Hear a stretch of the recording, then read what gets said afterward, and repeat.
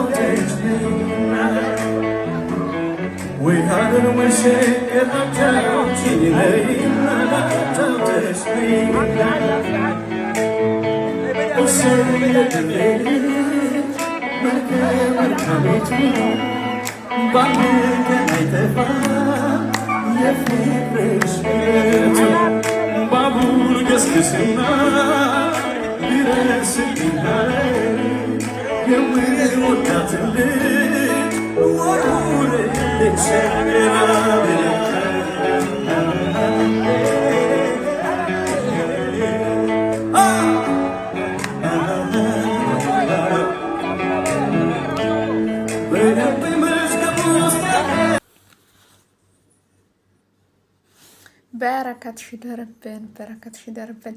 ሽምግልናው እንደዚህ የሆነ ሰርጉ እንዴት ሊሆን ነው ምናምን በዓልን እያበላሸ ነው። እንደገና ደግሞ ምንድነው የሆነ ሰው ውድድር ውስጥ ይገባር ምናምን የሚባል አመለካከቶች እየመጡ ነው። እና መብታቸው እንደፈለጉ ያደርጉ። ሰው እንደ ቤቱ እንጂ እንደ ጎረቤቱ አይኖርም ማለት ነው።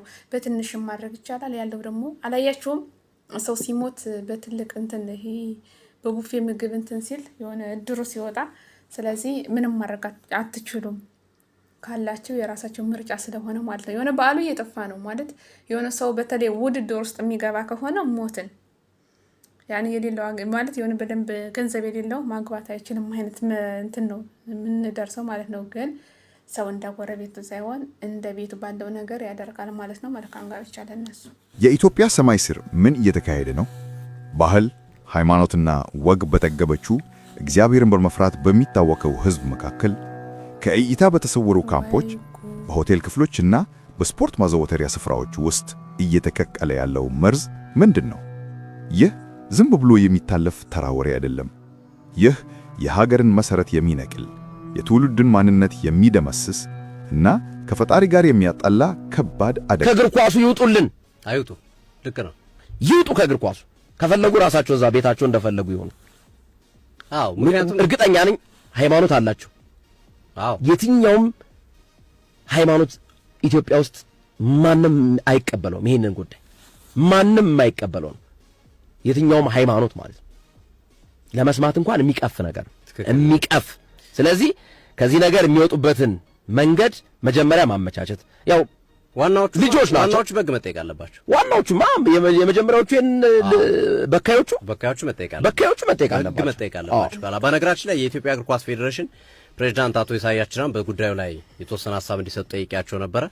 እርሳቸው ከማህበራዊ ጉዳይ ሴቶች ጉዳይ ጋር ጉዳዩ እንዲይዙ አድርገን እኛም አስፈላጊውን ማስረጃና መረጃ ለመስጠት እኛም ደግሞ እንደተባሉ ብዙ ተጫዋቾች የሚገኝ ከሆነ የብሔራዊ ቡድኑ ተጫዋቾች ከሆኑ የሚበተኑት እናባራለን። ለብሔራዊ ቡድኑም እንዳይመረጡ እናደርጋለን። ክለብ ላይ የሚያሉ ከሆነ ከክለብ እንዲወጡ እናደርጋለን። ሙሉ በሙሉ ከእግር ኳሱ እንዲወጣ እናደርጋለን። እሱን ለማድረግ ከፍተኛ ስራ እየሰራን ነው። የእናንተንም እገዛ እንፈልጋለን ብለው ነግረውናል። ስለዚህ ይሄው መረጃውን አቅርበናል። የኢትዮጵያ እግር ኳስ ፌዴሬሽን ሲሪየስ እርምጃ እንደሚወስድ ይጠበቃል። አሁን መነሻቸው ክለብ ስለሆነ ሶፊ ክለቦች መጀመሪያ ያጥሩ ይሄንን ጉዳይ ሲሪየስሊ።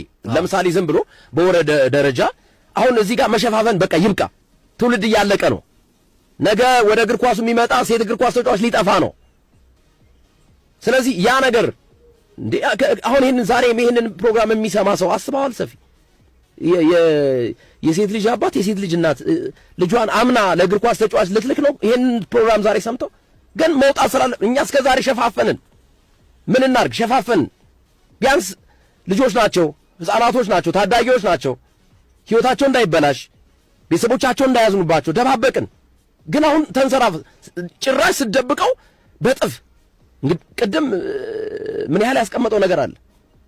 89% እኮ ማለት እኮ ኦልሞስት 100% በለው እኮ ሶፊ፣ ሁሉም ተጫዋቾች አደጋ ውስጥ እንዳሉ የሚያሳይ ነው። ይሄ ሲባል ግን ደግሞ ሴት እግር ኳስ ተጫዋቾችን እያያችሁ ሁሉንም በዛ ደረጃ አድማጮች እንዳትገምቷቸው።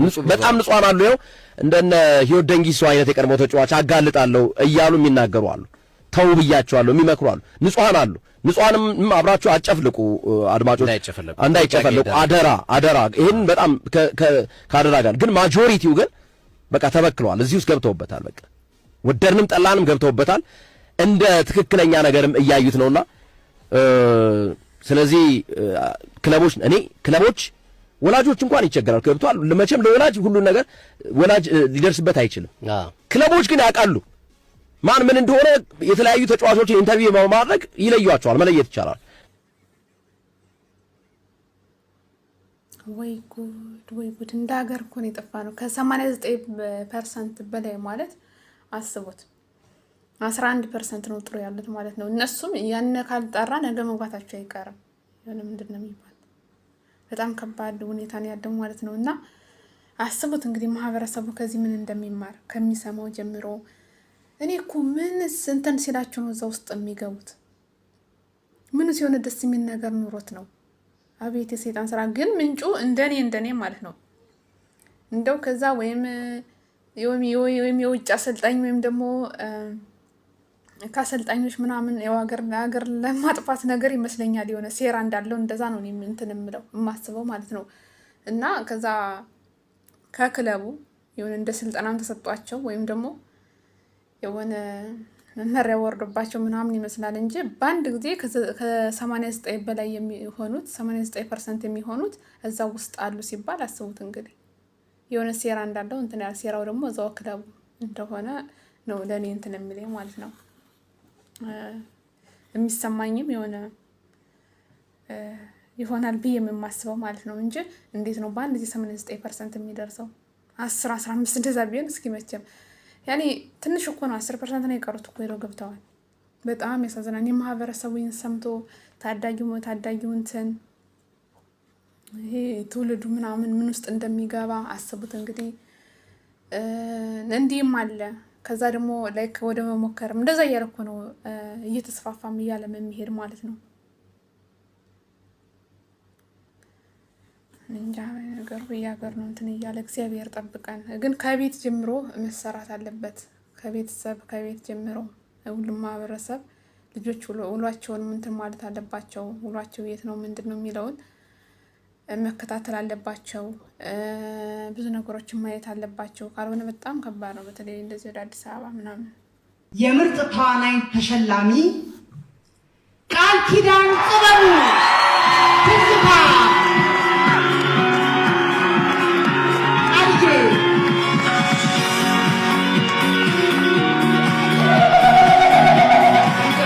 በጣም ስለምወዳት ነው።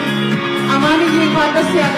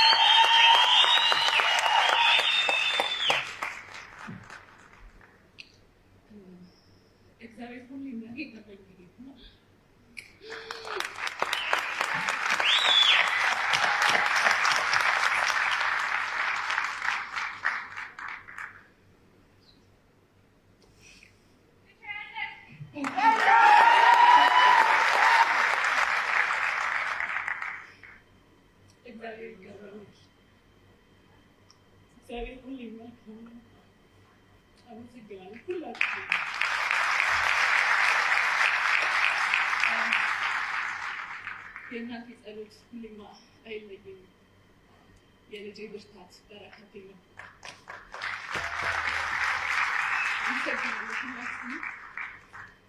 እግዚአብሔር ስለጠበቀኝ ስላቆመኝ እረኛዬ ስለሆነ በሞገስ በክብር እናንተ ፊት እንድቆም ስለረዳኝ እግዚአብሔር ይመስገን።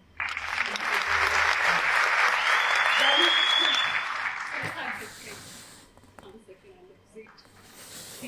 ሁላችሁ ሁሉ የነበራችሁ አባላት ሁሉ እግዚአብሔር ያክብራችሁ። ያን ጊዜ አብራችሁ ስለነበራችሁ